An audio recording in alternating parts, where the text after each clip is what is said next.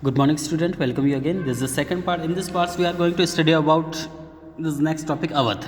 ठीक है, हमने देखा यहाँ पे पॉलिटिकल जो सिचुएशंस कैसी रही हैं यहाँ पे 18th सेंचुरी के तौर पे।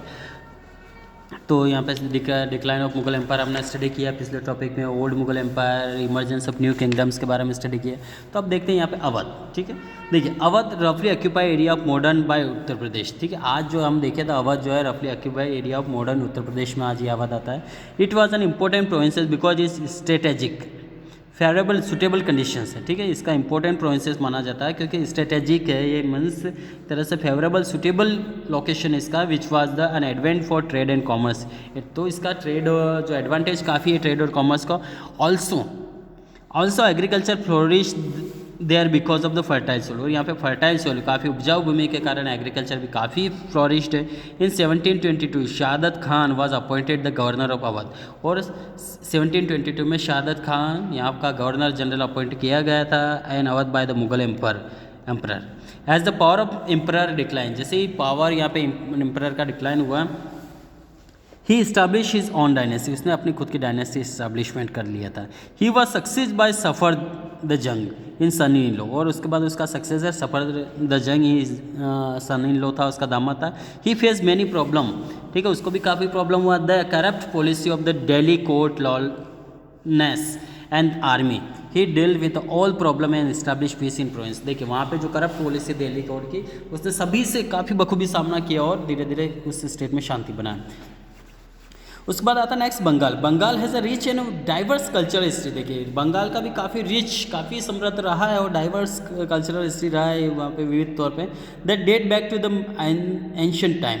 ठीक है, the state was ruled by numerous dynasty, और स्टेट बहुत सारे न्यूमरस डायनेस्टी के द्वारा शासन किया गया है during the Mughals. During the Mughals rule Bengal become a recognise commercial centre in the country. देखिए मुगलों के समय ये कमर्शियल सेंटर था कंट्री का। They were patron of art and culture, देखिए वो भी काफ़ी पैट्रन थे, भक्त थे आर्ट और कल्चर के। And Bengal's already rich culture and blossom even more, और बंगाल ऑलरेडी रिच था और काफ़ी महक रहा था, ब्लूजम इवन मोर, काफ़ी महकता हुआ था वो।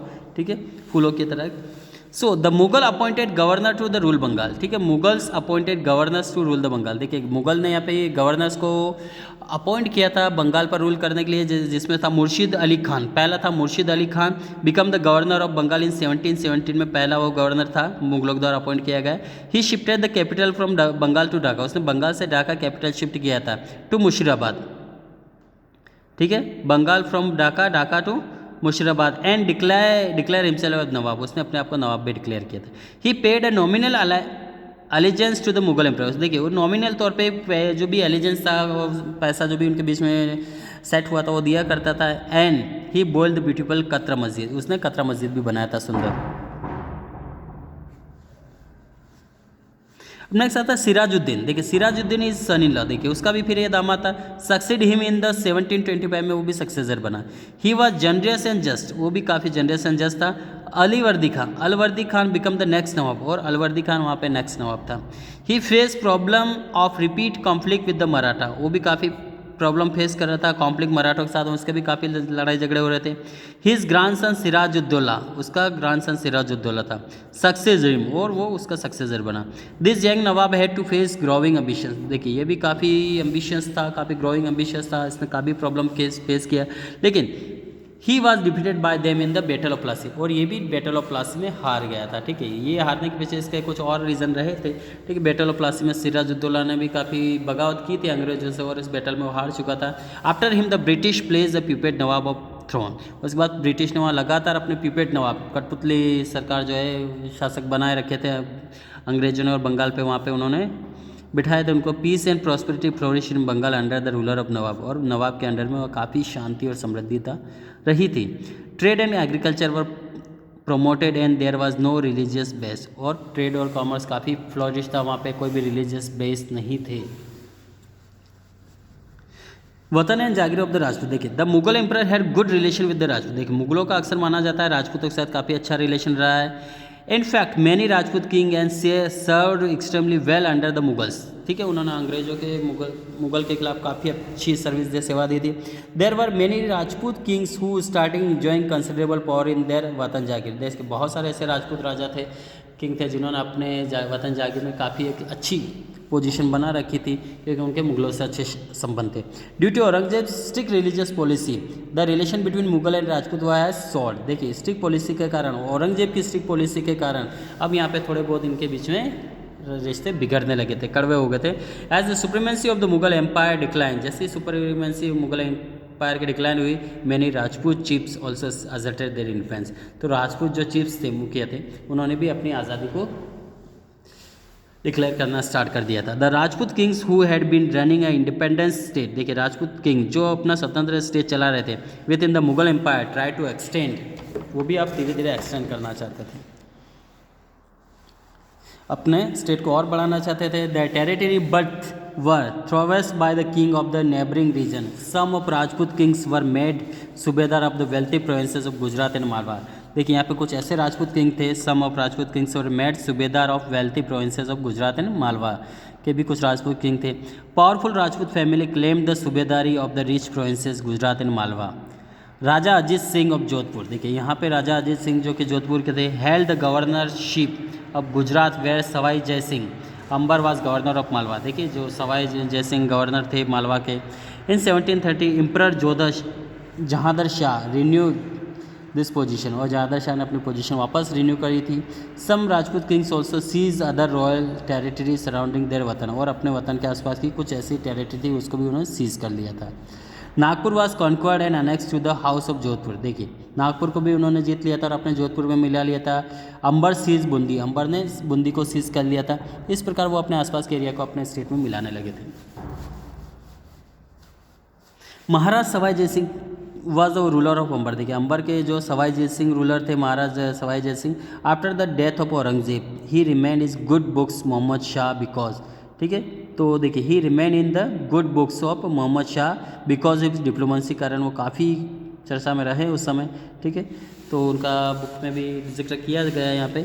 ही founded the new capital in Jaipur, उन्होंने नई कैपिटल बनाई थी जयपुर में। He was given the subedari of Agra in 1722 में, उन्होंने आगरा में अपनी सूबेदारी बनाई थी। However in 1740 the Marathas prevent the Rajput kings from the expanding the territory. अब यहाँ पे 1740 में मराठा ने रोक लिया था राजपूत को अपनी टेरिटरी बढ़ाने के लिए। सीज ऑफ इंडिपेंडेंस, देखिए Sikh, Aurangzeb was against the Sikh and force them to convert Islam. देखिए, औरंगजेब भी सिखों के काफ़ी खिलाफ रहा था, उसने काफ़ी सिखों को कन्वर्ट करना चाहता, इस्लाम बनाना चाह रहा था वो। सो दोज हु रिफ्यूज वर किल, जो भी मना करते उनको वो मार दिया करता था। गुरु Tegh Bahadur and Guru Gobind Singh were put to death, Guru Tegh बहादुर और गुरु गोविंद सिंह को भी मार दिया गया था। After the death of Guru Gobind Singh Banda Bahadur became the commander of Khalsa, और खालसा का जो कमांडर बंदा बहादुर बना। The Sikh rose in revolt his leadership. ठीक है, और बंदा बहादुर की लीडरशिप में उन्होंने यहाँ फिर रिवोल्यूशन स्टार्ट किया।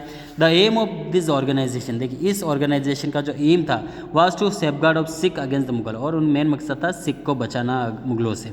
मैंने Sikh join him to avenge the death of Guru Gobind Singh, गुरु गोविंद सिंह का बदला लेने के लिए बहुत सारे सिखों ने ज्वाइन किया। इन 1710 the first Sikh state were establish, और 1710 में पहला सिख स्टेट इस्टेब्लिशमेंट किया गया था। Now the Sikh organise themselves into 12 misls, और सिखों ने अपने आप को 12 मिल्स में इस्टेब्लिशमेंट कर लिया था। देन जट, जिसको जट भी कहा गया। Later Maharaj Ranjit Singh become the leader of all the misls, और उसके बाद महाराज रंजीत सिंह सभी जितने भी मिल्स हैं सबके लीडर बने। He expanded the border of the Sikh kingdom, even the British did not dare attack the conquered area until Maharaj Ranjit Singh death. देखिए, यहाँ उन्होंने अपनी बॉर्डर को इतना एक्सपांड कर लिया था, इतना पावरफुल किंगडम बना लिया था, यहाँ तक कि अंग्रेज़ों की हिम्मत नहीं हो रही थी सिख स्टेट पर अटैक करने की। जब तक रंजीत सिंह जिंदा थे, अंग्रेज भी इससे काफ़ी दूर रहे।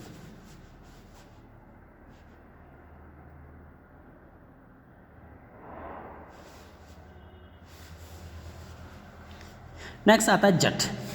The Jats are spread over the northern India. देखिए, नॉर्थन इंडिया में फैले हुए Jat and have history of being brave and ready fighter. देखिए, इनके भी हिस्ट्री काफ़ी ब्रेव रही, बहादुर रही, काफ़ी रेडी रहे हमेशा फाइटिंग के लिए।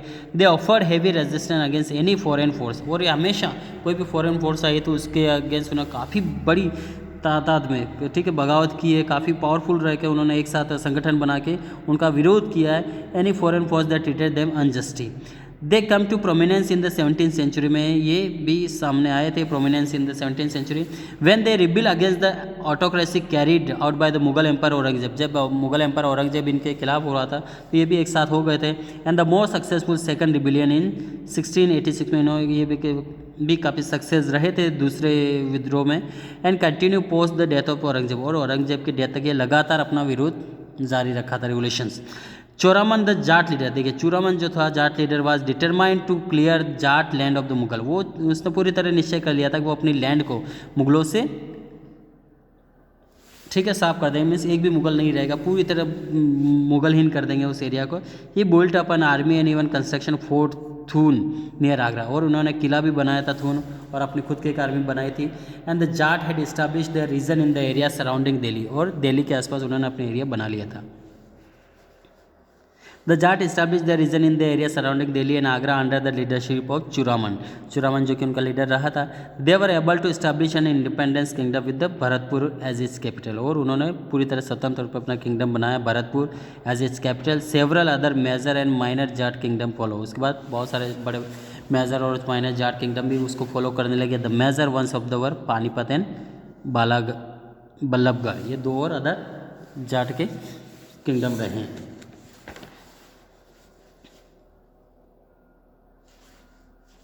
नेक्स्ट आता Jats, the Jats for agriculturist and establish important trading centre, देखिए ये भी एग्रीकल्चरिस्ट और इंपॉर्टेंट ट्रेडिंग सेंटर रहा है इनका।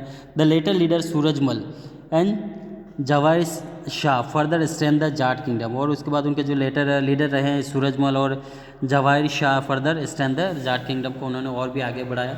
उसके बाद नेक्स्ट आता मैसूर, देखिए मैसूर का नाम भी सुना होगा आपने, ठीक है, कर्नाटक में है। Mysore rose to prominence under the leadership of Hyder Ali, देखिए हैदर अली के लीडरशिप में मैसूर का भी काफ़ी नाम उजागर हुआ है, यहाँ पे काफ़ी सामने आया है। He extended the boundary of Mysore and was brilliant administration, देखिए उसने भी काफ़ी मैसूर की बाउंड्री को एक्सटेंड किया और वो एक अच्छा योग्य ब्रिलियंट काफ़ी सशक्त प्रशासक रहा है। He strongly resist expansion of colonial rule and for 2 wars against the British, और उसने भी ब्रिटिश जो है के खिलाफ काफ़ी बगावत किया, काफ़ी रेजिस्ट किया, विरोध किया, और अंग्रेजों से 2 युद्ध भी लड़े। After his death his incomplete mission was carried forward by his son, और उसका जो इनकम्प्लीट मिशन था उसके सन के द्वारा इसको कंप्लीट किया गया। He fought against the British valiantly, और ब्रिटिश के अगेंस्ट उन्होंने काफ़ी वॉलेंटली, काफ़ी बहादुरी से लड़ा।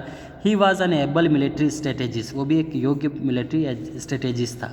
ही work for the welfare of the people and undertook many public work and promoted agriculture, उसने देखिए पब्लिक वेलफेयर के लिए बहुत सारे काम किए, यहाँ तक कि एग्रीकल्चर सेक्टर में भी काफ़ी, ट्रेड कॉमर्स में भी काफ़ी अच्छा काम किया। Then he was too patriotic and realise potential danger of the East India, देखिए वो एक ट्रू तौर पे काफ़ी पेट्रियोटिक देशभक्त था, और ईस्ट इंडिया कंपनी के लिए काफ़ी भयंकर, ठीक है, खतरनाक साबित हो रहा था ईस्ट इंडिया कंपनी के लिए। 4 Anglo Mysore war fought between the 1776 to 1799, देखिए ये 25 सालों के बीच में लगभग 4 युद्ध लड़े गए अंग्रेजों और मैसूर के बीच, ठीक है, एंग्लो और मैसूर के बीच में। And fighting with all his valour and Tipu Sultan eventually die in defending his capital Srirangapatna, और अपनी कैपिटल को बचाते बचाते टीपू सुल्तान की भी डेथ हो जाती है यहाँ पे अंग्रेजों से लड़ते हुए। His rule was short but eventful, देखिए उनका जो रूलर है काफ़ी शॉर्ट रहा लेकिन काफ़ी इवेंटफुल रहा है, काफ़ी रोचक रहा है, काफ़ी एक तरह से इतिहास में काफ़ी बड़ा नाम करके गए Tipu Sultan. His patriotic spirit inspire the Indian freedom fighter in later year, और बाद में जो इंडियन फ्रीडम फाइटर है इन लोगों को भी काफ़ी इंस्पायर किया टीपू सुल्तान ने। ठीक है, remaining points we will continue in next paragraph. Thank you.